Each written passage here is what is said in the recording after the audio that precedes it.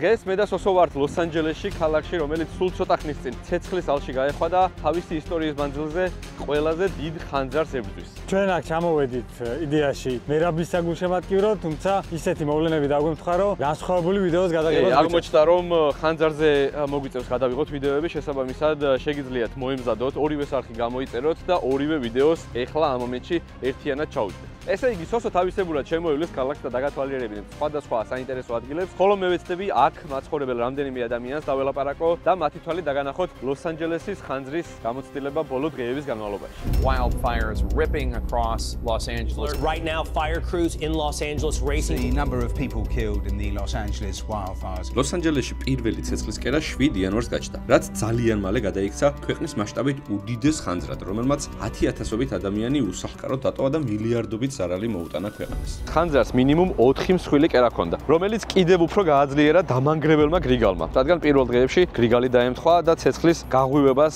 ძალიან შეუწყო ხელი. დამწვარია 40,000 აკრზე მეტი. ქართულ მაგალითზე რო წარმოვიდგინოთ, დამწვარი ტერიტორიები ლოს-ანჯელესში უფრო დიდია, ვიდრე ქუთაისი და ბათუმი ერთად. როგორც ყველა სტიქიურმა უბედურებამ, არც ცეცხლმაისის არავის გარჩევა. ამიტომ ნახეთ სელებრიტების დამწვარი სახლები, რომლებიც მილიონობით დოლარი ღირდა. 10,000-ზე მეტი დამწვარი შენობა და 200,000-ზე მეტი ადამიანი, ვისი ევაკუირებაც გახდა საჭირო. ერთ-ერთი ასეთი ადამიანი არის ვალერი, ჩვენი მეგობარი, რომელიც წლებია უკვე ლოს-ანჯელესში ცხოვრობს და რომელიც მოგვიყვება თუ როგორ დაიწყო ეს ყველაფერი, როდესაც დაიწყო და რა ხდება ჩვენს ირგვლივ. დილით ვიყავი ოფისში მისული სამუშაო და სამუშაოდან მე რამდენიმე თანამშრომელმა რომ ეო, ნახე ბოლი ამოდისო და იქიდან ფანჯიდან დავინახეთ რომ ცეცხლი ამოდიოდა. სახლში მივედი, მაღლა ჩემ რუფთაპზე ავედი და იქიდან დავინახე რომ სამხრეთ დიდი ცეცხლი მოდიოდა და არ შევშინებულ ვართ, რადგან ვიცოდით რომ შორს იყო ჩვენგან, მაგრამ რამოდენიმე დღეში ხანძარი გაძლიერდა და ჩვენ სახლთანაც მოვიდა და რამდენიმე საათში მოხდა, ხო? რამდენიმე საათში მოხდა. ანუ იმიტომ პალასეიდებიდან რომ წამოვიდა ხალხი, ძალიან ტრაფიკი შეიქმნა და ვეღარ მოდიოდა და ამიტომ მოუწიათ ვალდებულები გახდნენ,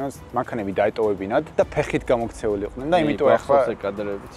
სახანძრო რო წავიდა, სახანძრომ ესე გადაწია. კადრები ვნახეთ მაგის იქ და გადაწია მანქანება. მეგონა რაღაცა Walking Dead-ის სერიალს უყურებდი, სადაც ეგეთი ის იყო. აპოკალიფსის ის იყო სცენა. ჩვენ ვეცდებით რომ მივიდეთ უფრო ახლოს და ადგილიდან გაგიზიაროთ ყველაფერი, თუმცა ეს არც ისე მარტივია, რადგან უსაფრთხოების ზომები მაქსიმალურად არის დაცული და ყველაფერი არის გადაკეტილი. შესაბამისად, დარწმუნებული არ ვართ, რამდენად მოვახერხეთ შესვლას. We can't let people in yet.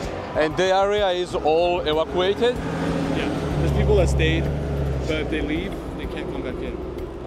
They're aware of that. We fly from Georgia to here to see the situation because you know the AI tools are making a lot of fake videos and fake situations about the Los Angeles, and we try to find out what's going on with ourselves.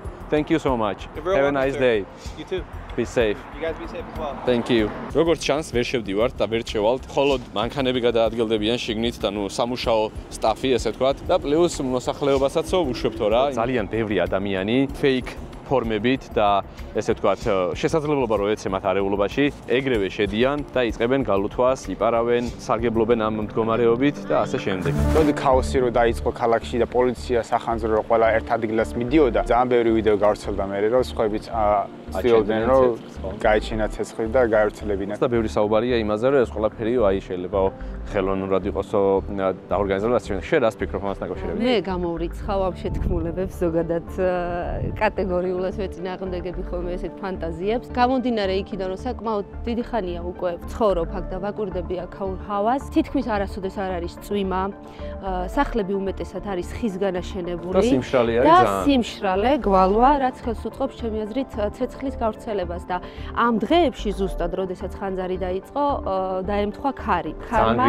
ქარმა გააძლიერა ცეცხლის გავრცელება და შეუძლებელი იყო ჩაქრობა პირველ დღეებში. განახევთ, გაგიზიარებთ თუ რა სიტუაცია არის ერთ-ერთ, ესე ვთქვათ, ქუჩაზე, რომელიც ჩაკეტილი არ არის, რადგან გარეთ არის, ესე ვთქვათ, ჩაკეტილი ტერიტორიისგან მოშორებით. პატარა სამეზობლო, რომელიც ახლა ჩემს უკან არის და აქეთ გვერდითაც, სრულიად განადგურებულია. ძალიან თავისუფლად შეგიძლია ნახოთ საყოფაცხოვრებო ტექნიკა, ჭურჭლის სარეცხი მანქანა, სამზარეულო და მთელი ტექნიკა, რომელიც ფერფლად არის ქცეული, თუმცა უკვე აქაურობა ჩამქრალია, ესე ვთქვათ, მოსუფთავებულია ყველაფერი და ამიტომაც არის, რომ აღარ არის დაცვის ქვეშ ჭაღი, შეგიძლიათ ნახოთ, რომელიც დამწვარი და განადგურებულია და კიდევ ერთხელ უნდა ვთქვა, რომ სუნი არის საშინელი. სუნი იგრძნობა დამწრობის. ყველაფერი განადგურებულია, აი უკანა ეზო ჩანს ბექიარდი, სადაც თვითონ არაფერი მომხდარა და აქეთ მთელი სახლი არის განადგურებული. ძალიან ბევრი მოსაზრება დამხვდა იმასთან დაკავშირებით, რომ ხალხი ამბობდა რა უჭირთო დაზღვევები ყველაფერს აუნაზღაურებსო, მან დაურობსო, თუმცა 3 თვით ადრე ძალიან ბევრმა სადაზღვევომ ამოიღო ხანძარი დასაზღვევი სიიდან, შესაბამისად, როგორც მე გავიგე, ძალიან ბევრი ადამიანი დარჩა დაზღვევის გარეშე. Insurance-მა იმიტომ გაუქენსელა ძალიან ბევრს ეს membership-ი, რომ ესენი ხედავდნენ, რომ უფრო და უფრო იზრდებოდა რისკი ცეცხლისა ამ ქალაქში და რომ ხედავდნენ, რომ სახელმწიფო არაფერს აკეთებდა, რომ ამისთვის დაეცოთ, ისინი ხვდებოდნენ, რომ თვითონ ზარალში გადავარდებოდნენ, თუ კიდევ ცეცხლის insurance მისცემდნენ ხალხს. ეხლა ვართ სანტა-ანიტას პარკში, სადაც არის მოწყობილი სპეციალური სივრცე, ეს არის დიდი ტერიტორია, სადაც სხვადასხვა ღონისძიებები იმართება ხოლმე და მოწყობილია სივრცე, სადაც ეხმარებიან დაზარალებულებს, ტანსაცმელი, საკვები, რა ვიცი, ყველაფერი, რაც შეიძლება დაჭირდეთ და გამოადგეთ ადამიანებს და სხვადასხვა ნივთები არის აქ. ადამიანები ახლა რომ მოდიოდით, მოდიან, ჩვენთან ერთად მოდიოდნენ მანქანებით, ტოვებენ ამ ნივთებს და ის ადამიანები, ვისაც ეს ნივთები სჭირდებათ, რეგისტრირდებიან თავისი ID-ით, ადასტურებენ, რომ დაზარალებულ ტერიტორიებზე ცხოვრობდნენ და შესაბამისად იღებენ, რაც უნდათ, როგორც ამ ყველაფერს ეთყობა. ჩვენს გვახსოვს საქართველოში დიდი ტრაგედიები და ეს იყო 13 ივნისის ტრაგედია, თუ შოვის ტრაგედია, ეხლა ეს ორი გამახსენდა. უცებ თუ აქ შუა ლოს-ანჯელეს ესეთ ადგილს შეიძლება ესეთი რამე დაემართოს, ალბათ ბევრად უფრო საშიშია და საგულისხმოა სხვა ქვეყნების, სხვა ადგილების ფაქტორი, სადაც ამხელა ყურადღება არ არის, ესე ვთქვათ, და თუნდაც არ ვიცი, ფინანსური რესურსი, გაშუქების რესურსი და ასე შემდეგ. ასე რომ სტიქიური უბედურება არის ალბათ ყველაზე საშინელი რამ, რაც კი შეიძლება მოხდეს, თუმცა ისევ ადამიანების ერთად ყოფნა და ერთმანეთის გვერდში დგომა დაეხმარება ამ ყველაფერს. შენი აზრით, რამდენი ხანი დაჭირდება ამ ყველაფრის გამოსწორებას და როგორ დაუბრუნდება აქ ცხოვრება ჩვეულ კალაპოტს? სახლების აშენება მალიბუში ძალიან დიდი წესებია და ძალიან ჩახფართული წესებია სახლების აშენებისთვის და მინიმუმ 3 წელი სჭირდება ერთი სახლის აშენებას და ანუ დიდი დრო დაჭირდება ამ ყველაფერს აღდგენას. ჯერა რომ ამერიკის მთავრობა გამოიჩეს კეთილგონიერებას და დაეხმარება ამ ადამიანებს. შეგდალაგდნენ ეგენი ახლა გადაბარება გამომარების ამბები. გონია რომ თავის მოქალაქეებს არ დატოვებენ ესე.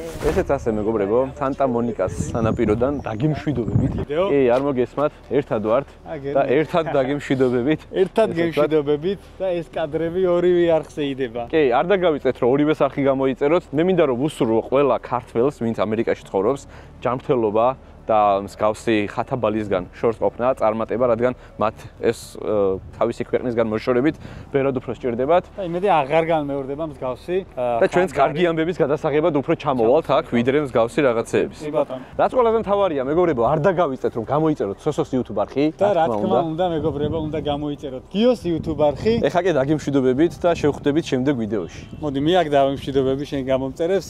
აბა დროებით. შევხვდებით. დროებით.